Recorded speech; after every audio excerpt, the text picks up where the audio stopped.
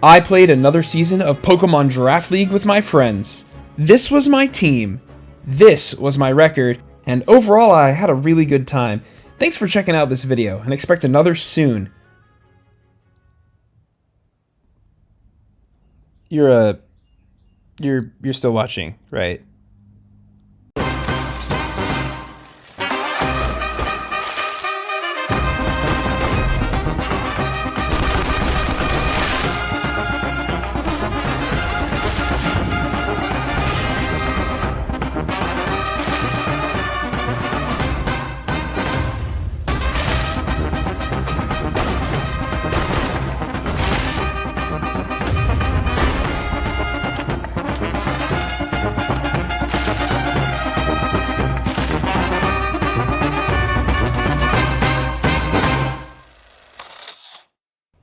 I've been moderating the EPL Draft League for about 6 seasons now. It's a group of mostly my college friends and some of their friends. We like to blend sweaty draft dynamics with a bit of joy and whimsy. We're all friends at the end of the day.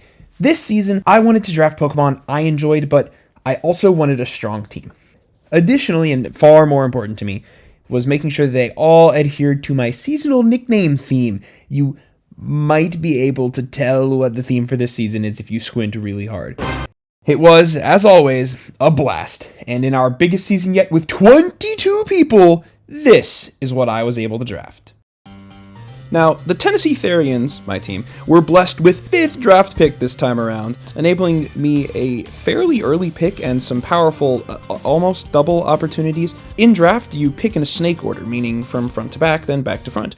This allows those who are later on in the draft to not get shit stomped nearly as badly if they roll unlucky, with last pick being able to get 2 picks back to back. Regardless, I had a fairly strong pre-draft with exact rolls and perfectly measured team balance. We had 115 points to draft a minimum of 9 to 12 Pokemon and 27 points to determine Terra types. My first pick was Great Tusk, a mon I'm familiar with from past seasons. I actually picked it in Season 2 on a hybrid rain team, and while it was decent, I felt like I did the elephant dirty. One of my main goals this season was to redeem Tusk usage. Great Tusk is a phenomenal mon in draft. It can spin, set hazards, has great utility like knockoff and taunt, has incredible physical bulk, a nuclear attack stat, and can be a physical breaker or a setup sweeper, and it gets access to the most powerful ground move in the game, Headlong Rush. With great coverage and the ability to threaten everything, Great Tusk not only served as the biggest threat on my draft, but also as a ground type in a severely handicapped pool of mons. See, with 22 players, some of the more important types to have, Ground, Ghost, Dark, Fairy, Steel, would end up being fairly limited. This would go on to inform the rest of my draft picks, but I'll explain that later. Great Tusk assumed the mantle of Rick Flag Sr. and for 21 points, led my creature commandos into battle this season. My second pick was a mon that I was absolutely obsessed with using, Iron Moth. I really wanted to utilize its incredible speed and offense capabilities to burn my opponent to the ground. Moth is a good mon, but the reason I drafted it is solely because I wanted to use it. It made my team a little more water weak, but at the end of the day, it was just too powerful to ignore. With unbelievable breaking and setup sweeping potential, Iron Moth was a no-brainer for draft, and so Dr. Phosphorus was recruited for only 17 points. So far, so good. My first 2 picks were exactly what I pre-built, and my third would be no exception. Remember how I mentioned a bunch of types that would be fairly limited? For my third pick, I sniped Tinkaton super early. Tink has historically been a pain in the ass for everyone in draft, starting at a cost of 8 and inflating in price every season that we've played with it until it's ballooned to 12. And it's still more than fair of a price for this bulky Fairy Steel type. And with limited options for both of those types, I knew it would be a perfect pickup. I've used Tink before in our 4th season, but that season only lasted 4 weeks. We tried a whole pools thing. It wasn't super long. It was cool, but I would have liked a longer season with that draft. Tink provides phenomenal utility in Knockoff, Rocks, Thunderwave, Encore, and has solid enough coverage to hit things that would normally wall it a little better, using Gigaton to catch generic big damage and Ice Hammer to check a few cheeky ground switches. Typically not ideal, but still, it's good coverage to have. Most importantly, it was my Fairy and Steel type. For frame of reference, some of the other round 3s in this draft were Jirachi, Landorus Incarnate, Urshifu Single Strike, Excadrill, Iron Hands, and both Rotom's Heat and Wash, all of whom dwarf Tink in power and price. But I knew Tink would be invaluable to my team, so I planned to snipe it in round 3, And I did. And so Princess Ilana Rostovic was made into my roster. My next plan was to pick up Noivern 4th. It's a fast dragon with powerful utility and offense capabilities. It's strong, has defog and switcheroo, fast taunt, and pivot options, and it would serve as a powerful Terra captain for my team, allowing me to use it as a nuclear bomb with Terra Dragon, Draco Meteor, and possibly Terra Normal Boon Burst, or maybe even Terra Flying Stab offense. Noivern, however, was sniped early by Emmett and his Taiwan-type nulls. For a moment, I was concerned, but thankfully I built my draft more around roles in the pre-build than specific Pokemon, and so looking at the board, I found a possibly controversial 4th pick and sniped Kilowattrel all the way down at 9 points.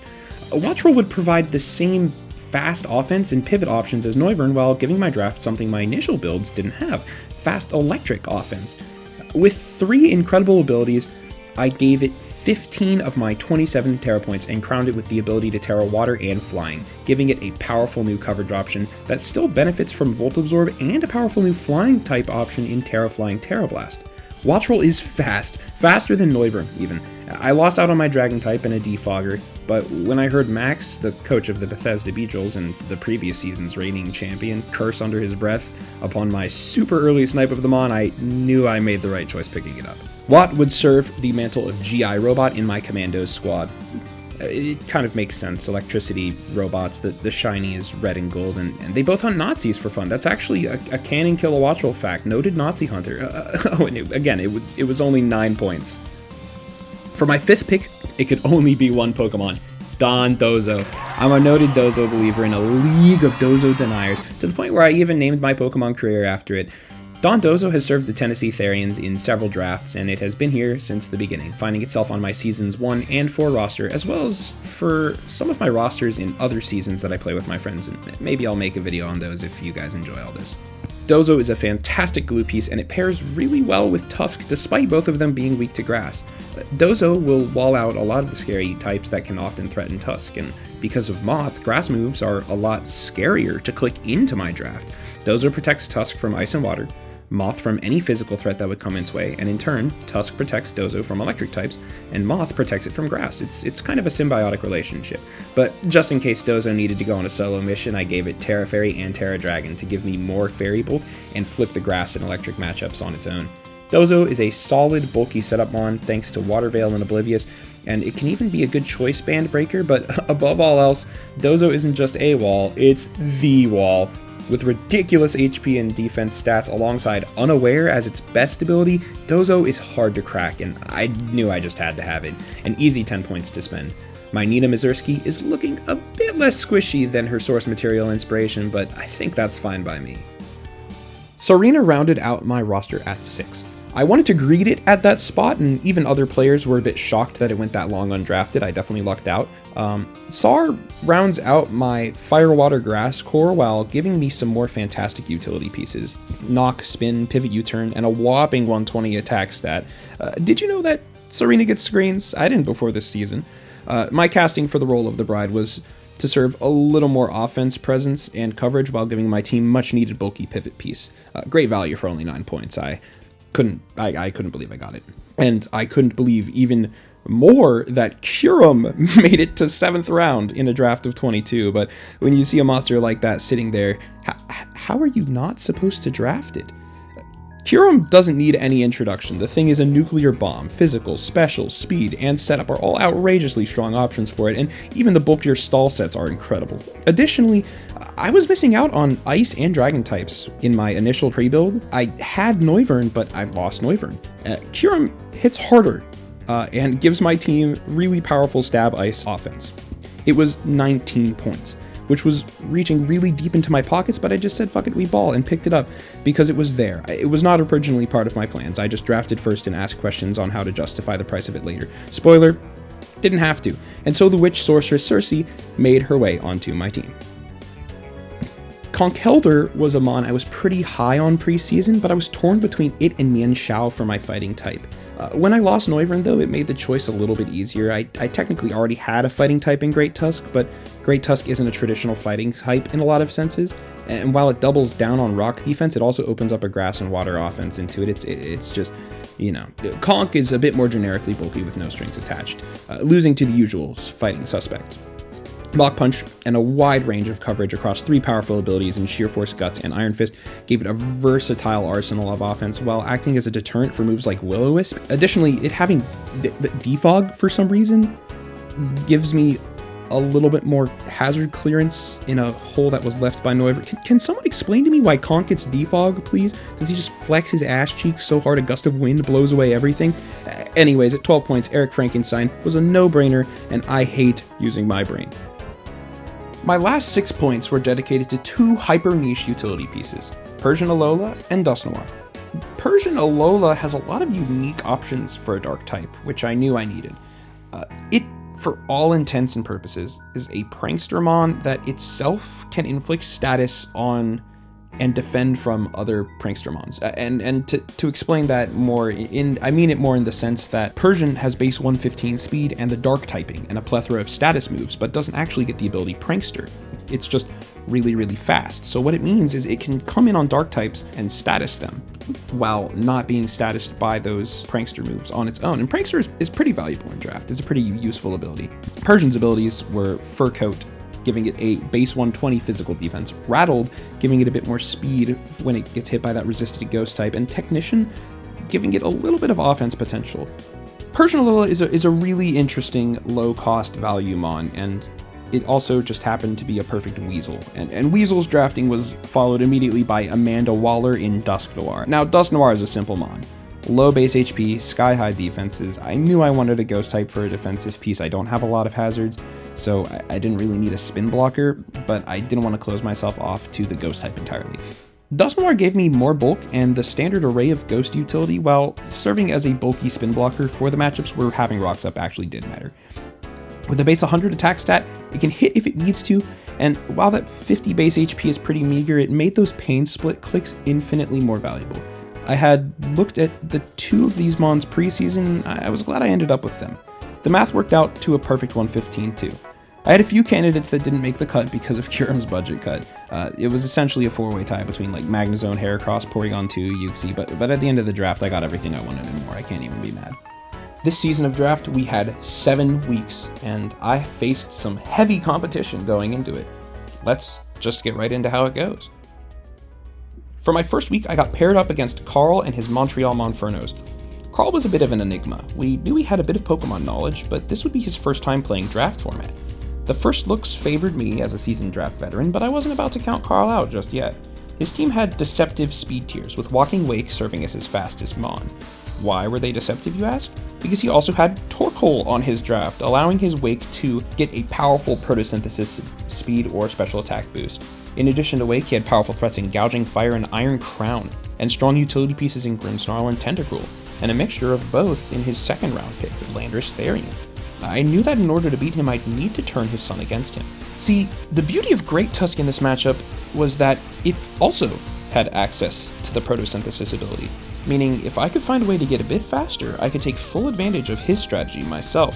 The plan was simple. I'd use Great Tusk with max speed and attack alongside a wide coverage of spread moves in order to pressure Carl offensively, keeping control of the match pace. I gave Tusk Ice Spinner to hit and kill Landorus, Rapid Spin to get valuable speed boosts, Play Rough to do high damage and potentially kill a Terra-fighting Iron Crown, and Earthquake over Headlong Rush to avoid contact from Burning Bulwark on Gouging Fire. I didn't want Tusk getting burned off the contact. Additionally, I gave it a Clear Amulet, allowing it to ignore Landorus' Intimidate ability to keep my Tusk in a position of power. But Tusk wasn't the only thing I cooked up for Intimidate. I had prepared for it as well with my Kill-A-Watch roll. I gave it the ability Competitive, allowing it to have a ×2 boost to its special attack upon receiving a stat drop, and I gave it an Adrenaline Orb, allowing it to outspeed everything in the sun. With a Terra-flying Terra Blast, I would be able to gain a ton of offensive pressure, and I wouldn't have to use Hurricane, which becomes 50% accurate in the sun, or Air Slash, which is a bit weaker into some of my intended targets. I brought along Dondozo with Terra Fairy to wall set up Gouging Fire, and Scarf Kyurem to clean up the endgame, with an Assault Vest Tinkaton to allow something to sponge a few hits off of Walking Wake. But Setup Crown was still a threat, and I had nothing to handle it. Enter Dusk Noir. Dusk Noir this week served as an integral wall, being able to haze away any boosts that Crown might accrue while avoiding a weakness policy by clicking Nightshade, a move that does a fixed amount of damage and is never treated as super effective.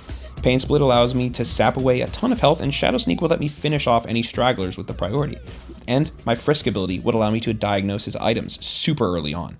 The match started and my fears were realized. Landorus, Torkoal, Wake, Gouging, Crown, and Arboliva. I hadn't prepped much for Arboliva, but I knew Kilowattrel would be able to clean it up in the endgame so long as I kept it healthy. We led Kilo and Torkoal respectively. Carl switches into his Gouging Fire, and I switch into my Dondozo after getting some chip with Kilowattrel. He clicks Outrage, revealing his Choice Band, and unfortunately for me, hits a huge roll on his second Outrage. See, his Gouging Fire, in order to be Proto Speed, had far less attack investment than normal Gouging Fire. If he rolled low or even middle, I would have been in a comfortable position here, but now my Dondozo is in a tricky spot, low and on the verge of being fainted. He gets confused on his second Outrage though, and I have a choice. I can Terra my Dozo now and risk losing out on the powerful stab Terra Blast from Kilowattrel in the late game, or I can let Dozo go down, position into Kyurem, and set up for a double into Dust Noir, predicting the crown.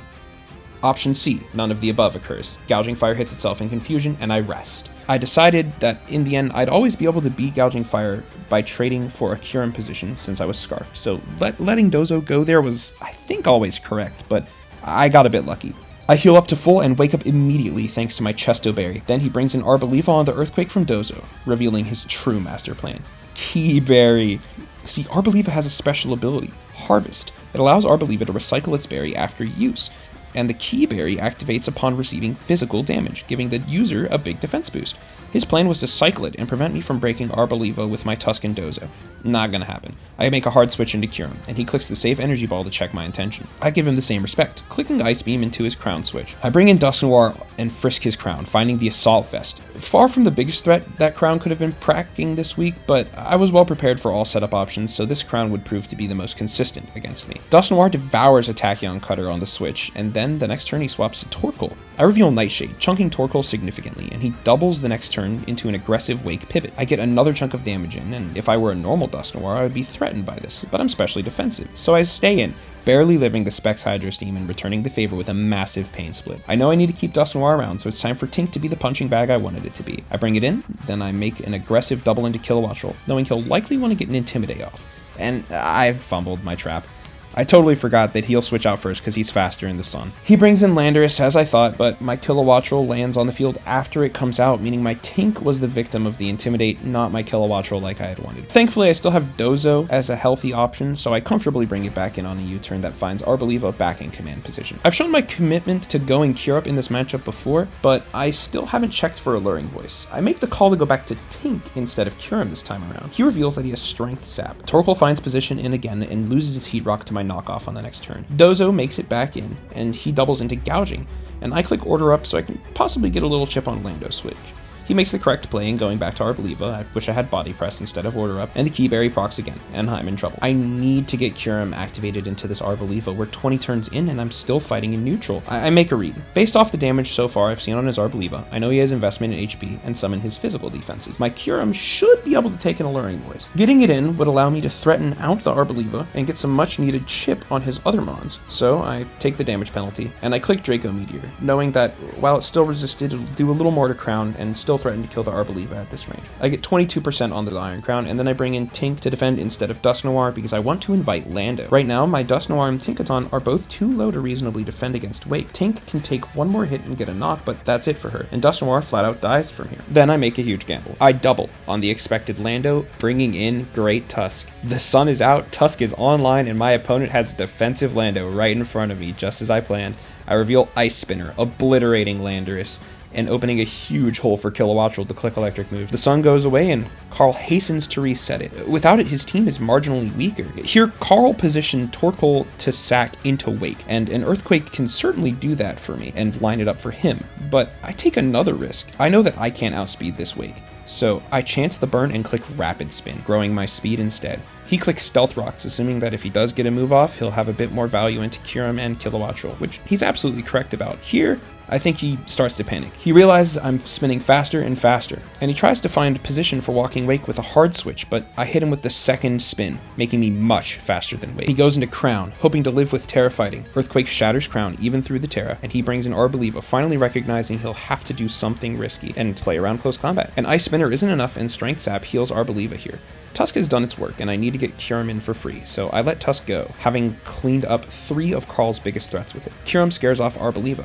With his Torkoal and Gouging Fire low, Scarf Ice Beam is in a perfect position to clean it up.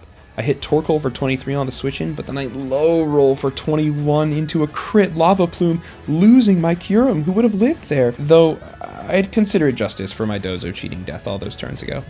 Now we've got a game. I need to find a way for Kilo to come in well after the sun is gone. His gouging is booster speed, and it can definitely endgame me here, so I need to tread lightly. I finished up Torkoal with Dusk Noir because I want to invite gouging in.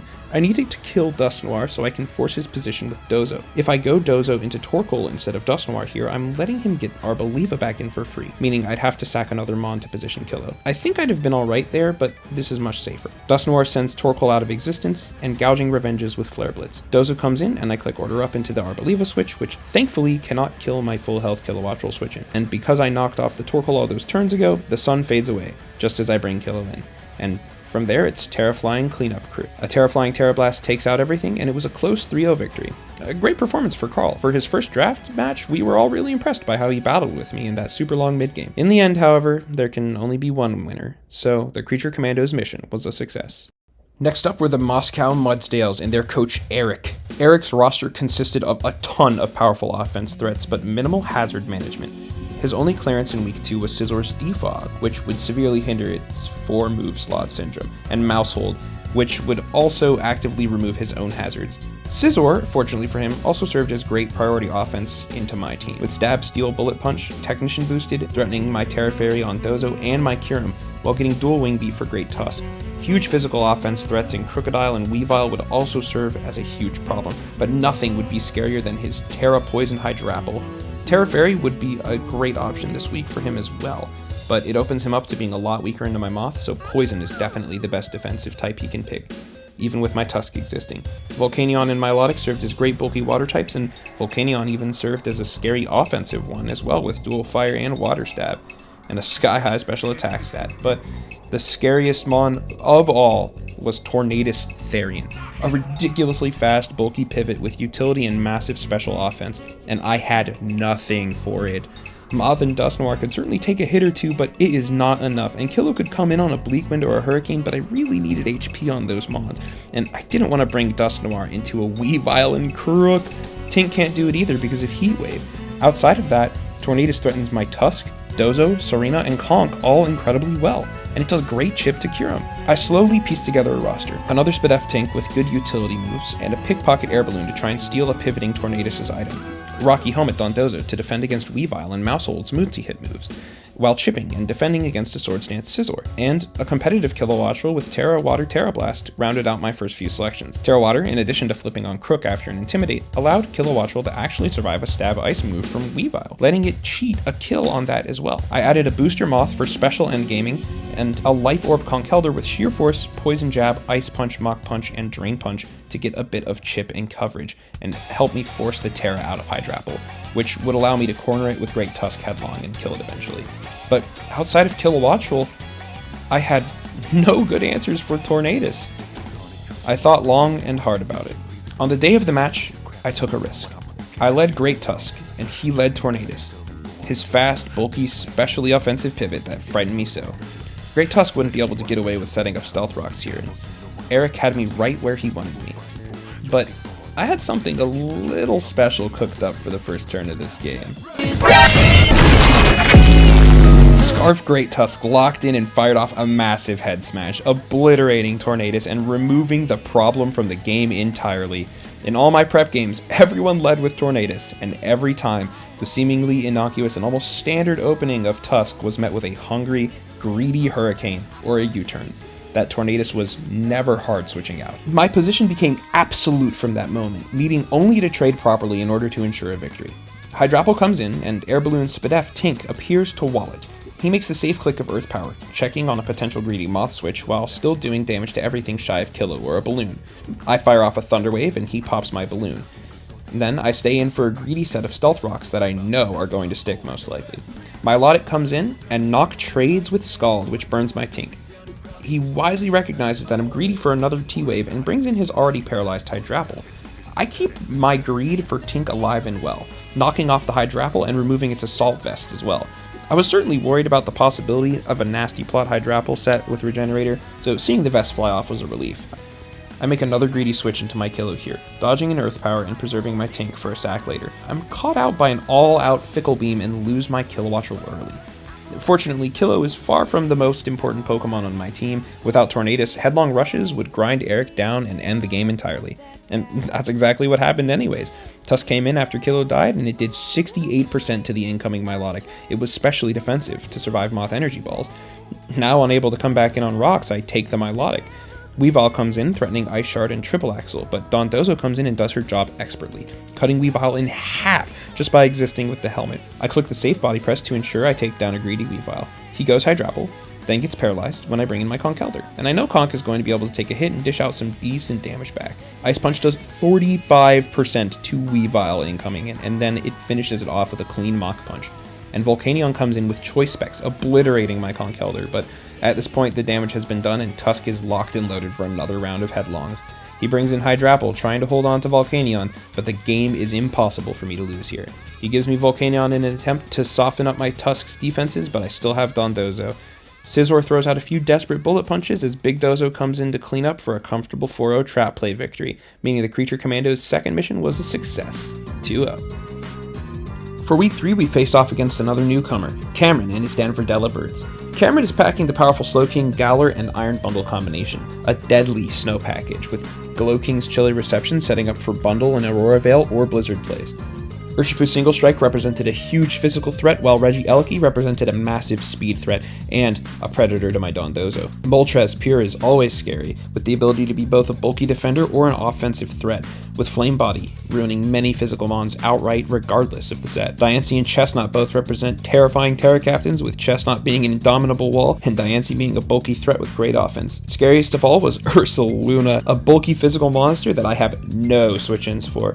I was familiar with Ursa's game, having used it to great effect in Season 3. Stab Guts boosted Facade does an inconceivable amount of damage to every Pokemon on my team, and even my faithful Steel-type Tinkaton would be at risk against a powerful Earthquake or Headlong. Team building this week would be rough, but I had a few tricks up my sleeve. To start, I kept up with my Choice Scarf lead trend, rationalizing that Iron Moth would be integral for breaking a non-booster or non-scarf bundle, while also threatening Chestnut and Urshifu with Sludge Wave and Dazzling Gleam. Dondozo makes its third straight appearance alongside Tusk and Tinkaton to round out the defensive core of this team. I needed Tusk with a Rocky Helmet to defend against Urshifu, and then also to try to defend against Ursaluna and threaten it out. Tusk was taking almost 60% from Facade, but it always scares the bear out with a close combat.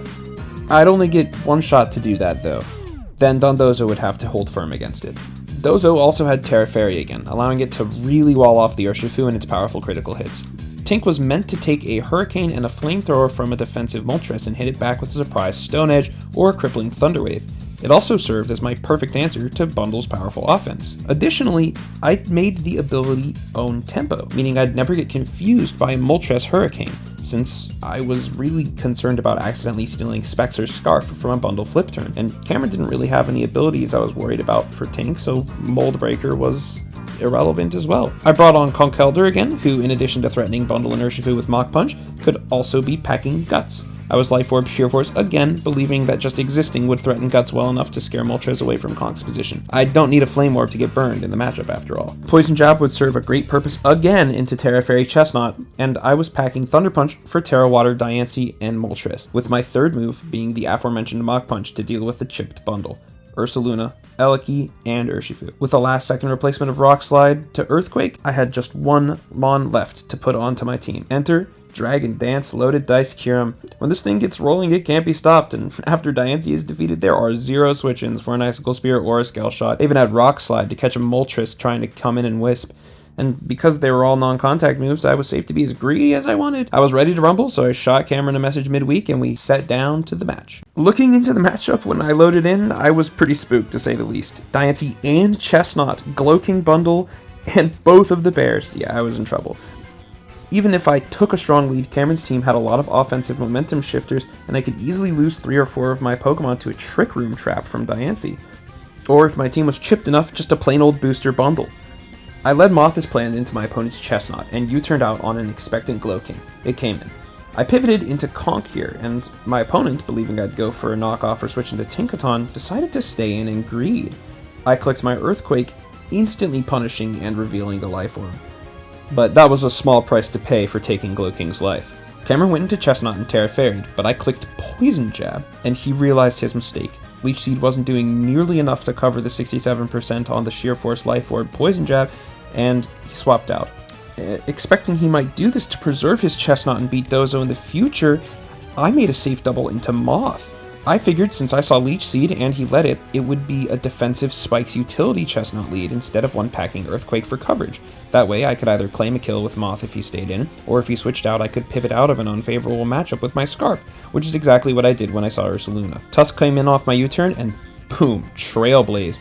This was going to be trouble. I needed to kill Ursaluna and fast before it became an even bigger problem. I decided that Tusk was going to have to lay its life out on the line to dodge the crit, and I knew from before that I'd be able to take at least one facade from the range I was at. Thankfully, Cameron clicked Play Rough, which did almost as much, and my close combat was strong enough to seal the fate of Ursaluna after Rocky and Chip from Burn. Chestnut made its return, and I swapped in Moth, and as expected, the spikes. Momentum was ours yet again, and Cameron wisely lets Chestnut go to a Sludge Wave here, revealing Booster's Speed bundle. I bring in Tink, and wow, does Hydro do a lot. Thankfully, I land my Thunder Wave on the next turn. If I didn't, I was going to be in for a world of hurt. I stay in with Tink and miss a Stone Edge on the incoming Urshifu from flip turn. Not that it really would have done any damage. I go into Dozo instantly to try to prevent any setup endgame, and I'm hit with the Based Focus Punch. Okay, it does a comfortable 37% to Dozo, which I promptly sleep off, but hey, that's pretty fucking sick all the same.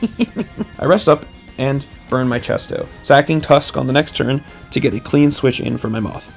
I click my Modest Scarf Sludge Wave and bundle lives. Cameron, as it turns out, invested 88 HP into his bundle, just enough to live a modest hit, but I still had Conk and Kyurem in my back pocket, and I figured now would be as good a time as any to start setting up shop with the Big Ice Dragon. I bring in Kyurem and click Dragon Dance. Kyurem gets delivered its second critical hit of the season immediately, doing 59% and forcing me to click Spear on the next turn. I take Bundle down and Diancie comes in. Icicle Spear hits 5 times thanks to my dice and does more than enough damage to Diancie to guarantee I'll finish it off with Conk. Trick Room Meteor Beam is definitely scary, but I know Big Conk has my back. Mach Punch kills here, and from there, victory is a hop, skip, and a Dozo away. I stick it out with Conk and click another Mach Punch just to really make sure I can win with Dozo in the endgame. With Tink so low, I don't want to take any chances on a crit poison jab. And from there, Dozo cleans up in Cameron's own Trick Room with Body Press, giving us our third mission complete. Folks, I won't sugarcoat week 4. I was paired against one of my toughest opponents in Victor and the Miami Mantines.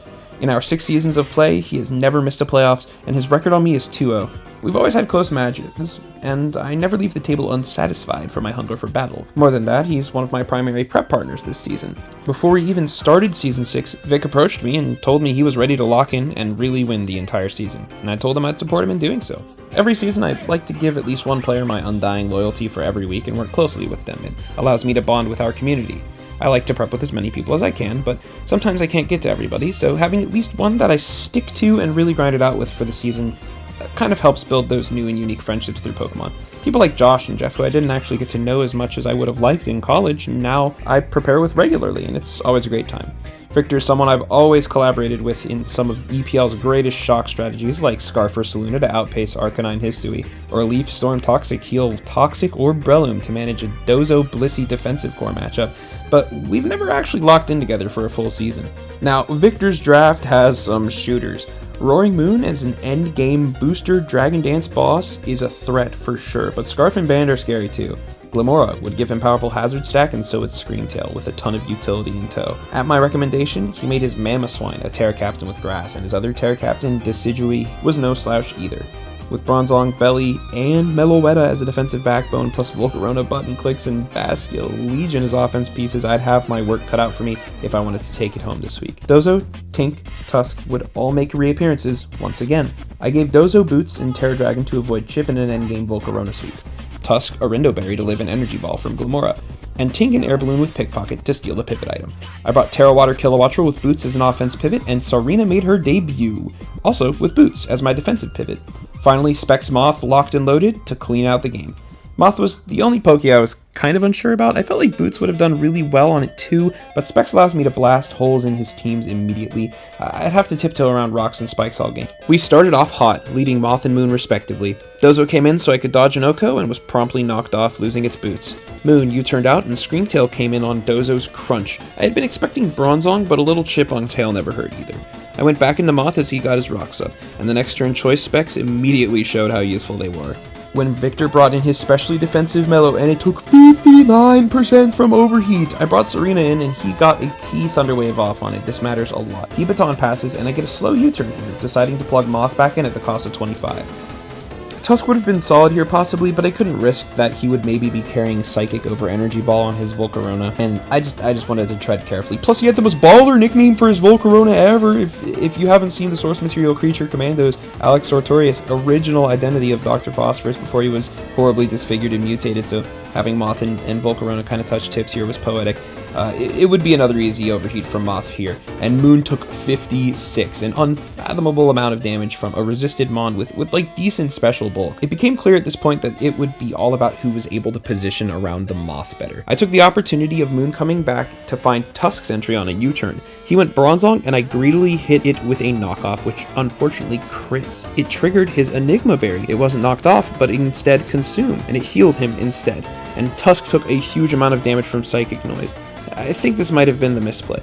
I needed Tusk for my endgame, otherwise it was a really heavy load on Dozo. Nothing to be done for it now though. I spin the rocks away and feint, clearing the path for Moth to fire another round into his team. He goes Meloetta, I miss my first overheat, and that means I'd only have 4 left after taking Melo down on the next turn, making things even more awkward. Screamtail comes back in, and knowing I can't threaten it with my lowered special attack, I have to deal with the rocks for the rest of the game. I go into Tink and miss a crucial Thunder Wave on the incoming Volcarona. I have nothing that can take a hit from it convincingly at this point, so I'm forced to stay in and try and land another so Quiver doesn't come out for free. He clicks Fiery Dance, Tink survives, and I finally land my Thunder Wave. Had I hit the first one, I'd likely have been able to follow up by getting some chip, but instead, I just get some rocks up of my own on the next turn, and that's the best I can do. Tink goes down, and I need to keep Moth healthy for other threats, so I bring in my Killo. Hurricane does a meager 31% to the incoming Screamtail, and it's only a Citrus Berry, allowing it to heal a huge chunk of HP on top of it. I Volt out for another critical hit, doing 31, and I bring in Serena. Throws out a Wish here. Screamtail can't do anything to Serena, and I threaten it with big Power Whip and triple axle damage.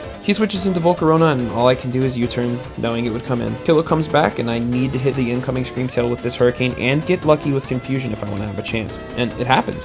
Screamtail comes in. I get the Confusion. The second Hurricane hits. He wishes through the Confusion, healing his Bronzong on my missed Hurricane the next turn. Screamtail is fainting to rocks at this point, but it's more than done its job, unfortunately for me. Sarina comes in so I can take a hit comfortably, then slow pivot into my Moth for one of 3 more switch-ins I'll have with it. I've got wiggle room, but I'll need to be smart to take the game home. I know Killo can handle Volcarona at this point, so I fire another Overheat, knowing that if he sacks Screamtail, I won't have any drops, and if he overpredicts, I can catch his Bronzong. Moon comes in, and thankfully I still have Dondozo. He brings in Mamo and I rest up. He Terras, then clicks Earthquake, revealing his Life Orb, doing an uncomfortable amount of damage to Dozo. And then, the next turn, I lose the game. My only chance to win here is an aggressive pivot into Kilowattrel, either on this turn or the next. I can't let him Trailblaze on Dozo over and over, and I can't let him KO my Dozo either. I still need it for Moon. It is a 50-50, ground move or ice move. And Victor makes the correct call. My Kilowattrel is obliterated by an Ice Crash, and from there it's all over. Moth comes in and clicks Sludge Wave, but he still has Bronzong as a safe bringback. It's possible Overheat could have swept his team here, but Thick Fat Mamoswine would likely live 1 after the drop and get a Trailblaze off after, letting it outspeed my whole team and finish the job solo, or even just outright take an instant KO with a Revenge Quake. Dozo falls to Bronzong, Moth to Ice Shard, and despite Serena's best efforts, we are unable to surmount the Bad Piggy, and the creature Commandos have their first mission failure.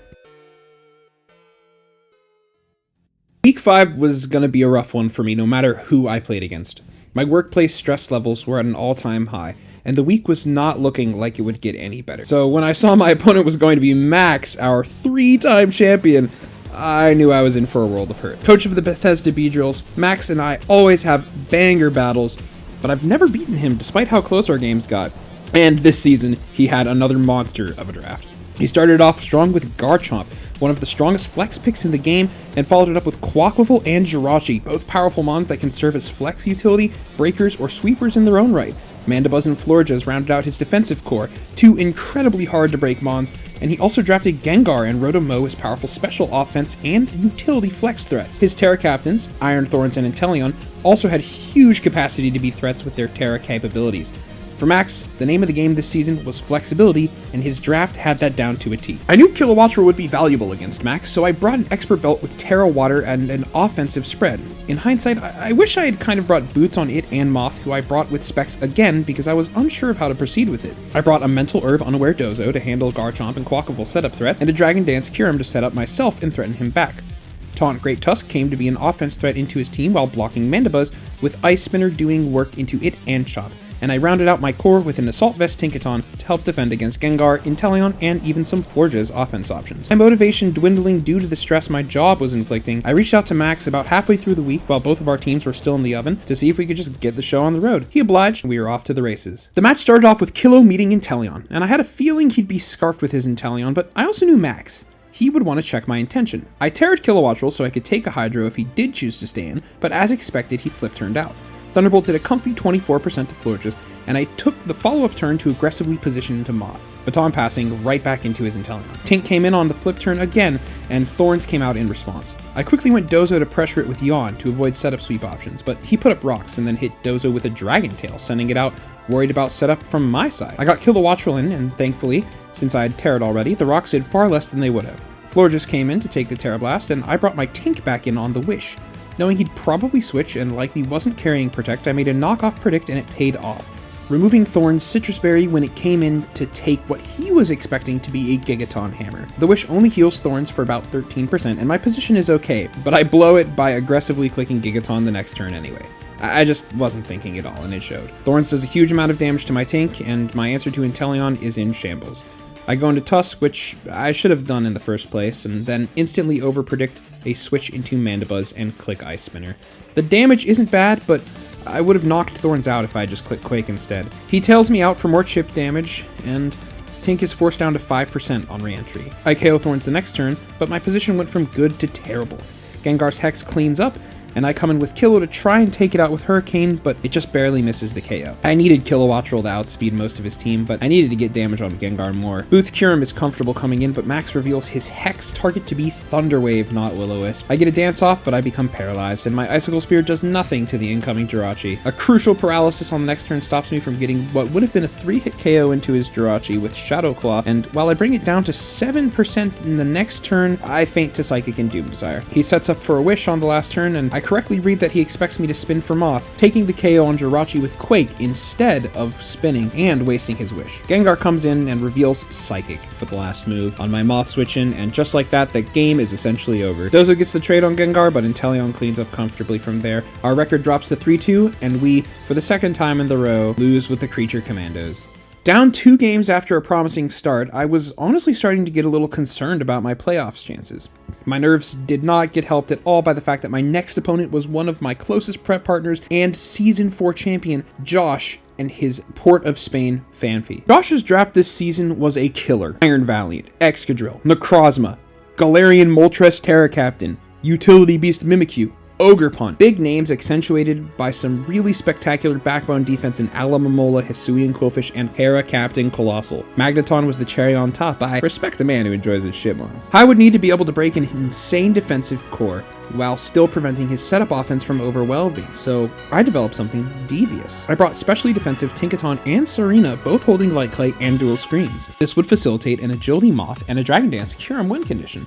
I brought Kilo and Dozo again too, keeping the Terramine game up. I was confident in Kilo's set, but Dozo I was between Earthquake and Avalanche for my last move.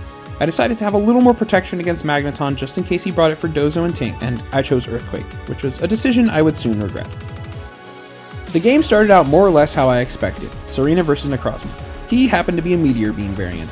I got both my screens up and then let it go.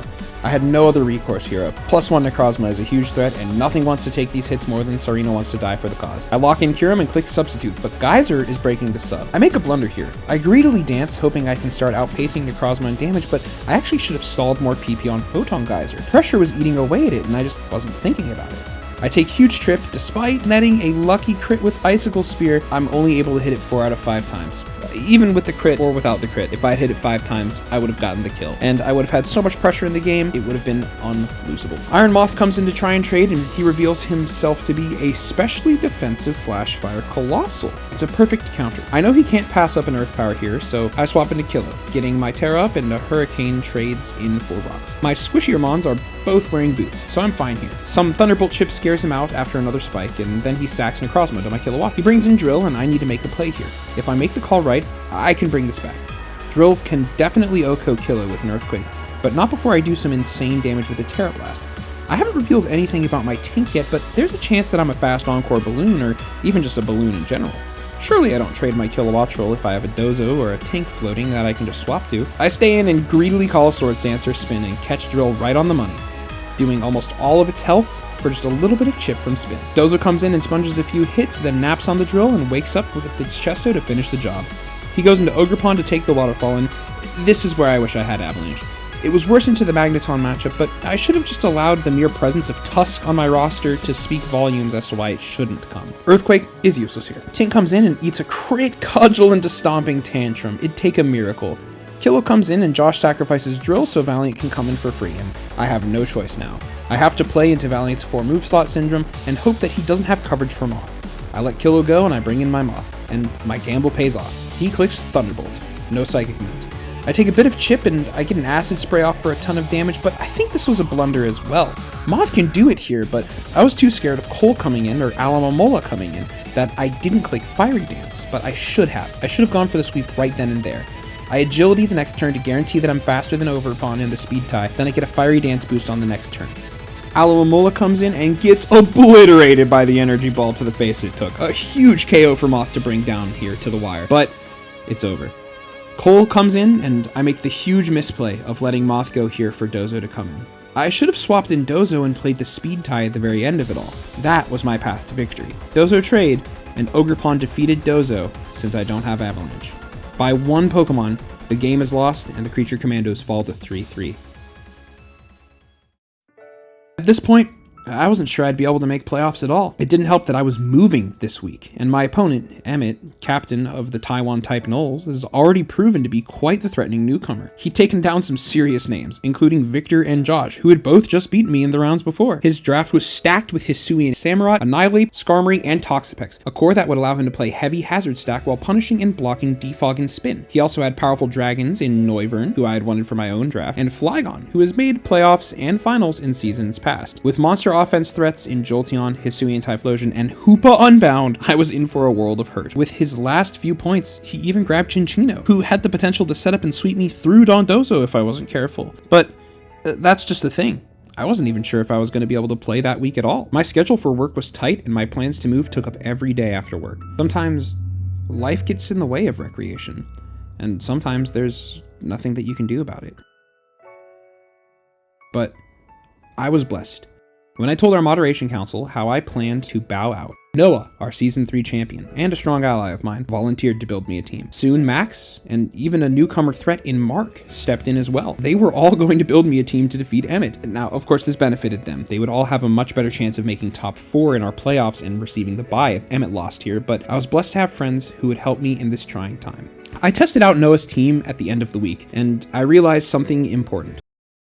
I was going to lose with it. It was a great team, don't get me wrong. Tink, Tusk, Moth, the heavy hitters were all there, but in place of Dozo, he had Persian Alola, a mon that I had never used this season at all. And I tested it, and I understood the strengths of the team, but I just couldn't get the fact out of my head that there was no Dozo on the team. Hyper Offense was a great matchup this week, and Persian was definitely going to be a little okay to protect myself from powerful psychic moves on Hoopa Unbound's end. But I knew if I wanted to win this week, it would have to be a team that I pilot myself, and I built it.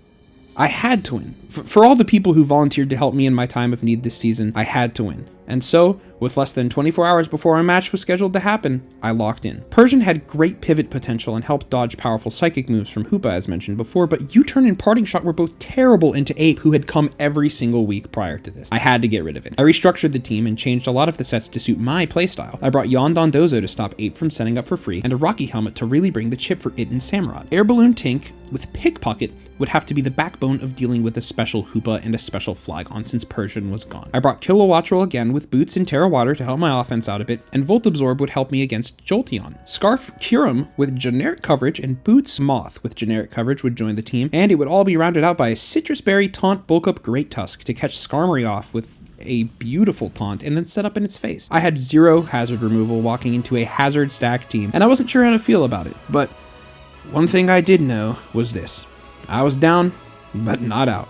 I wasn't ready to give up playoffs just yet, and so I accepted the showdown challenge and we began our bout. The match started off heavily in his favor, with my Tink lead into his Typhlosion. I went hard Moth and dodged a huge Inferno! It definitely would have done huge damage to Tink. He brought in Pex to wall Moth, but I call it out, clicking Discharge and getting huge damage in a potential para. I click Psychic the next turn to avoid a free Jolteon switch in, and just to make him aware of my move. By revealing Psychic and Discharge, it becomes a huge 50-50 for him at every time I click. He opts to recover and bunker his Pex back up to health, but Moth is doing great damage. I realize he might have a water move in his coverage, and he has enough health to finally click one, so I switch into Tink to avoid some serious damage and possibly steal leftovers if it was a liquidation. He predicts a likely Kyurem quad resist and clicks Toxic before going into Samurott and eating a massive Thunder Wave from Tink. I know this Samurott is going to do a ton of damage to Tink here, but I look at his team. Ape, Jolteon, Typhlosion, Noivern, Pex, and Samurott. Tink isn't nearly as strong into this matchup as it was for others, and Hoopa Unbound wasn't here. So I took the opportunity to get massive damage onto the Samurott with Play Rough, and it wallops that Mon. It does a ton of damage, but the Citrus Berry keeps him healthy. He goes back into Pex, revealing Water Pulse for the confusion, and I get my Rocks up, then miss what would have been a useful T-Wave on Pex. He brings in Jolteon, and I confirm it's a Volt Absorb with another Thunder Wave. At this point, Tink is only here to wall this and Noivern, and I know Scarf Kyurem can help me outspeed that.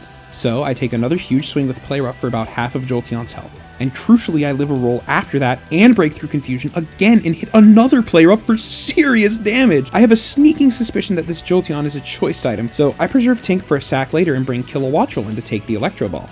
I Terra Water and go for the safe U-turn to keep momentum in my favor. I know he can't risk Ape eating a Hurricane here, and he brings in Typhlosion, who takes plenty from rocks. I turn into Kyurem and reveal to him that I am at the very least max speed by outspeeding Typhlosion and taking the KO with Earth Power. Now, if he's Scarf here, he knows I'm Scarf too, but if not, this could have easily been brushed off to him as unlucky. I had to hope that my secret was safe.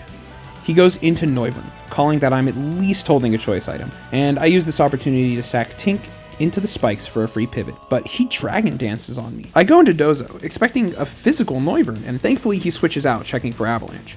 I yawn the incoming Toxapex, then bring Moth in on an expectant Toxic. With Pex asleep, it's time to find a boost, and so I Fiery Dance the Ape switch in. Then I rip a Psychic, not willing to let the Ape get a free setup, and Rage Fist absolutely obliterates Moth. I think the damage here is worth it though. I go into Great Tusk and click headlong into the Noivern switch. I needed to take that Ape as soon as possible, and he recognized my greed in that fact. I go into Dozo and he reveals Hurricane! It misses, but he later reveals to me that he was bluffing physical Noivern and using the speed to check Scarfed Mons. A nasty move. Boom Burst comes down, and I actually waste a turn using Yawn. I had forgotten Sleep Clause was in effect. I can't let Dozo go here due to my mistake, and I know Kyurem is bulky enough to eat one. I just have to hope he still thought I was Specs.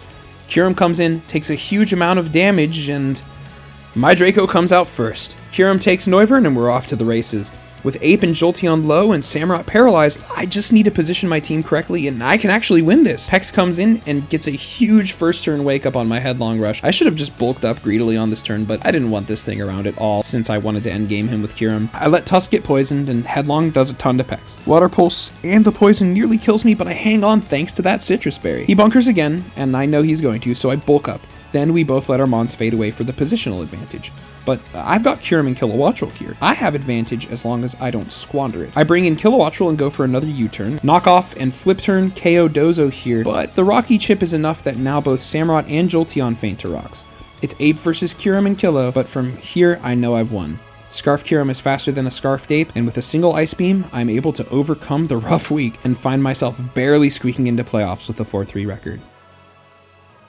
I had made it into playoffs. In our playoffs, 12 of the 22 players participating would make it, and the top 4 overall would have a bye round. Then the next top 4 would have preferred pick of the bottom 4 as their opponents in the wild card round. Now, I was 10th seed going into this round, meaning I would be chosen instead of choosing. In theory, the opponents would choose down the line, choosing the easiest option by seed for them. Max ended the main season as 5th, so he actually got to pick first, and he chose Dion, our 9th seed, instead of the expected easier matchups for him. He did this because he wanted revenge. Dion had actually bested him earlier on in the season with a game-winning critical hit, and Max was out for blood. He would go on to 6-0 Dion. Next pick was Emmett, who I had just beaten. He picked Eric, who was last seed, and if you recall, my opponent from earlier in the season. He ended up moving on to 2nd place this season, just by the way. Mark, coach of the Seattle Swaddles, was up next to pick. Mark is a good friend of ours from back in the days grinding Smash Ultimate, so I was excited that he joined the league.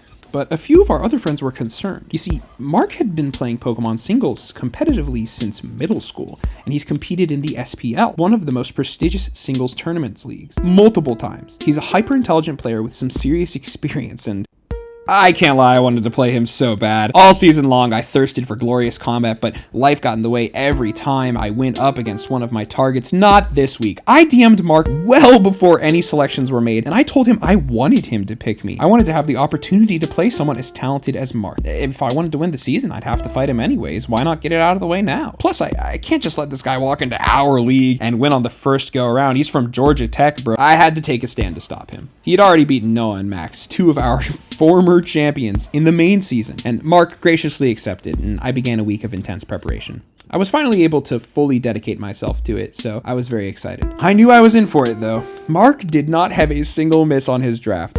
Raikou, Hisuian Lilligant, Manaphy, and Hatterini all posed as incredible setup threats, with the biggest setup threat of all being a Terra Fairy Ceruledge. With Klefki and an Ariados Terra Captain, setting support and hazards would be a breeze, and something that would be made even easier by the presence of fucking Ting Lu, a beast of a mon that just won't die. To cap it off, his biggest threat by far was Deoxys speed. My draft had nothing for it. D-speed was set to run mixed right through my whole draft. I did not realize that Deoxys speed was like this entire season. I'd be drafting this mon, bro. I don't get it at all. I was a fool for not even. After a week of preparation, I had settled on a team I was happy with. Banded Tusk for breaking, Boots Moth with T-Spikes for offense pressure, Bolt Breaker lefties Tink as a special wall that can set rocks through Hat, Dice Dance Kyurem one last time, and Citrus Dozo all made a lock-in. My final slot went to a Covert Cloak Serena with Synthesis. It would be my perfect solution to Tinglu, Manaphy, and Raikou all at once, out-damaging them while also healing, and preventing for any burns from Scald or paralysis from Thunderbolt. I was confident in my team, and I was ready to take my shot at the Titan. The match began with D-Speed into Tink, and I willingly instantly ate a Fire Punch, but got a ton of damage off in return with the hammer. I went Dozo to encourage Psycho boosts, but he actually clicked Recover, and I wasn't ready for that.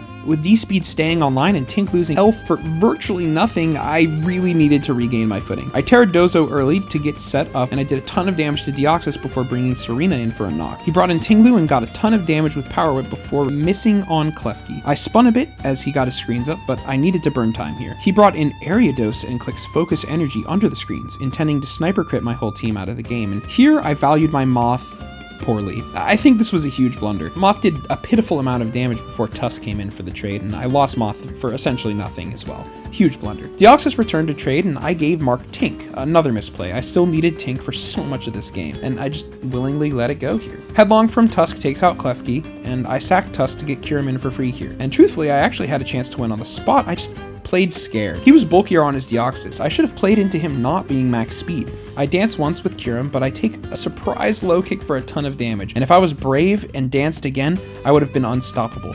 But instead, I cowardly switch into Serena, and he brings in Tinglu. The matchup still favors me. I can definitely win this with just Serena, but when I click Power Whip, I notice something. Tinglu is faster than me. He's a max speed Tinglu. I take Rocky Helmet chip damage and then eat a huge taunt on what would have been my Synthesis. He counters my Serena perfectly. I switch Kyurem in, but faint to an Earthquake, and the game is finished from here. A few turns of Dozo and Serena flailing about ends with a comfortable 3-0 from Mark, but I mean, how can you be mad at Speed Lu? Oh my god, it's so good, and oh, I got folded like a fucking pretzel.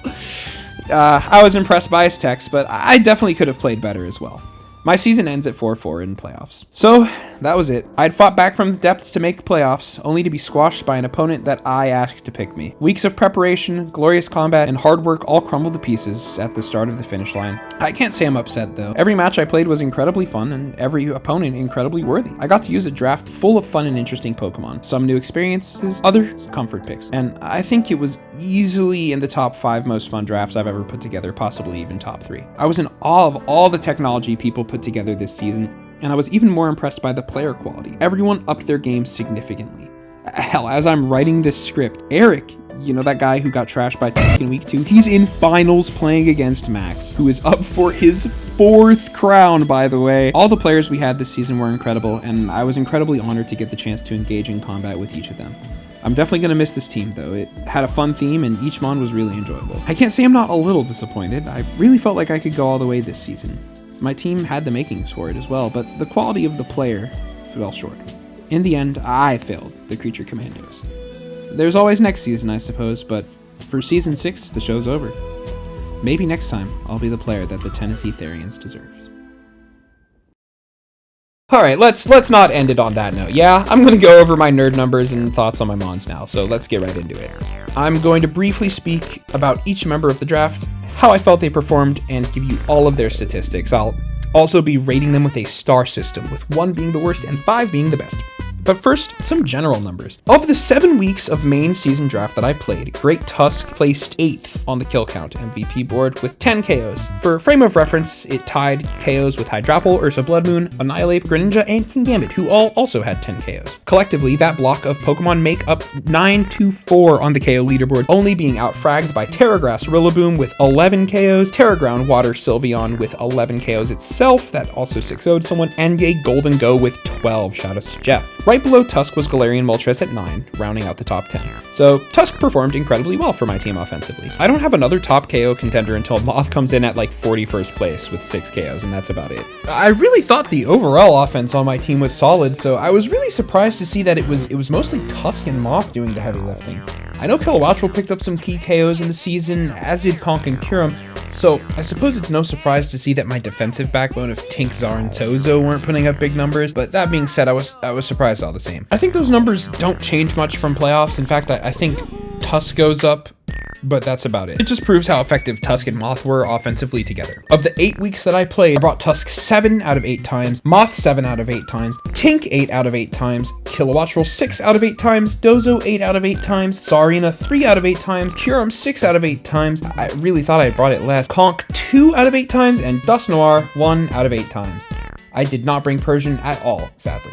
Weasel got benched. I think the draft worked really well together. The offense paired nicely. I was never really worried about how I was going to hit my opponent, more how I was going to position it properly. My draft, despite all of its hazard clearance, was actually still pretty weak against entry hazards. Moth, Kyurem, and pre-Terra Kilo all needing boots was a pretty big issue for a lot of the season, when I know they were better off with other items for sure. I definitely missed having spike support as well, but with a spin blocker like Dusknoir, it didn't really matter.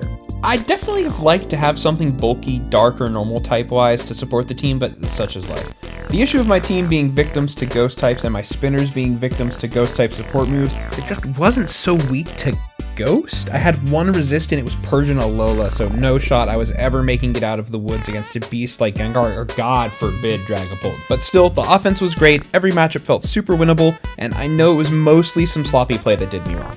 The places I messed up in the matches were, for the most part, mistakes that are actually easy to learn from, but kind of complex in nature. Outside of a few 50-50s, a lot of them were just micro decisions that were made in the fights that made a huge difference.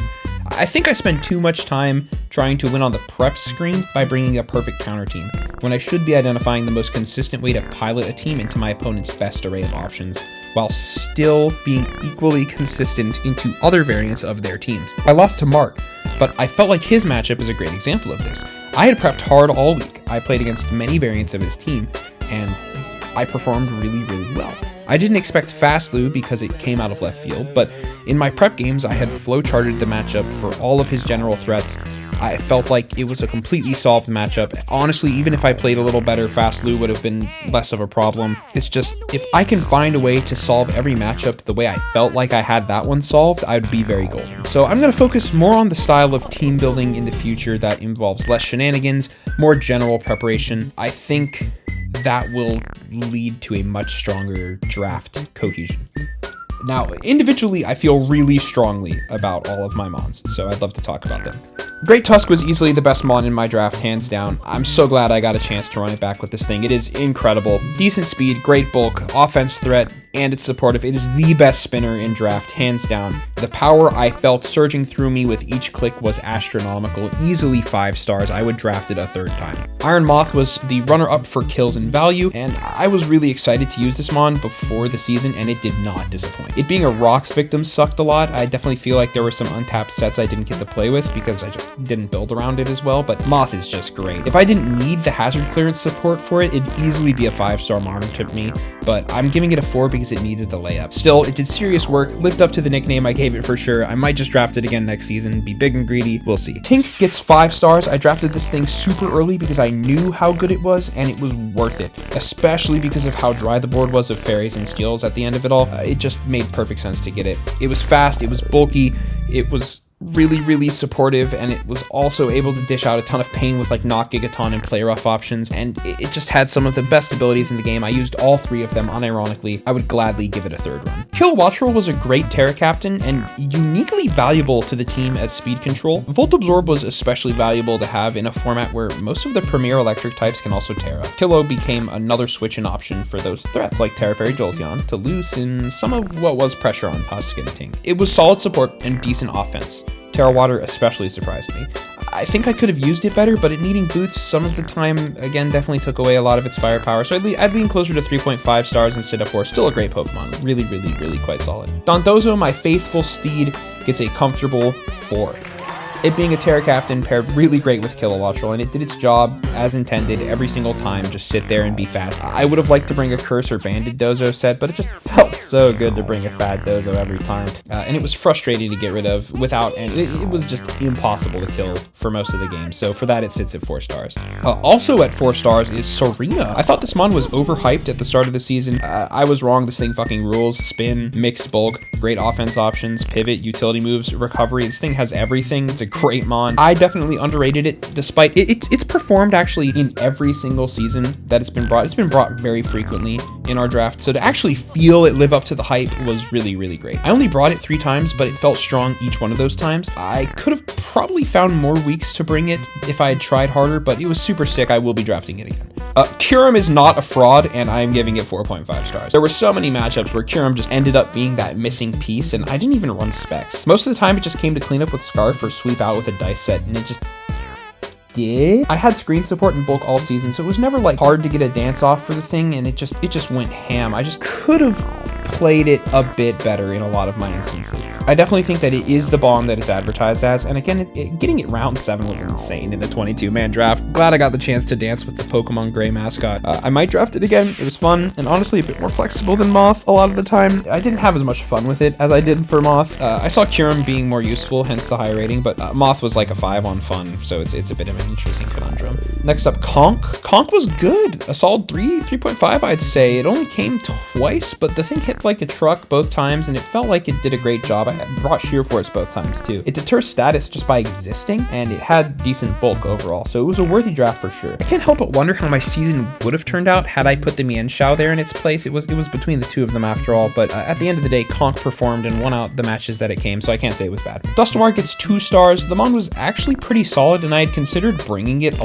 lot. Bulky ghost types are kind of a unique breed, as most ghosts are more leaning towards like soft offense, soft being their squishy. It was bulky and it had great support options all season long. For a while, it was on my team versus Mark over Tusk even. So I had considered it even all the way up into playoffs. I actually still think there's a lot of untapped potential with Dusk Noir for a 3-pointer. Custat Berry, Destiny Bond, Sneak, Wisp, Haze, Pain Split, a whole host of physical moves. If I could have tarot it, I probably would have seen a lot more value from it. It is not that bad. And finally, I'm not sure whether to give Persian 1 or 0 stars. 0 would be because I never brought it, so I can't justify rating it, and 1 would just be because it was so bad that I never found a time to bring it. But I did find myself testing with it for a lot of matchups, and I think it has potential to be a pretty decent mon. I just never got around to it. So I'll give it 0 stars as a courtesy. Maybe someone else will give it a drive and make it work for them, but for me, it just didn't land. And that's my season. I played 8 games, won 4, and lost 4. Of those games,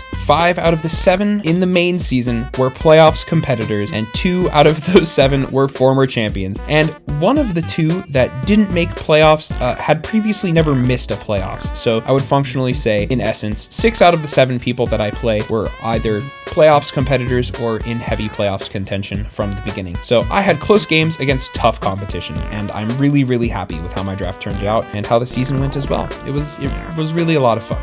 I can't wait to go for the next one.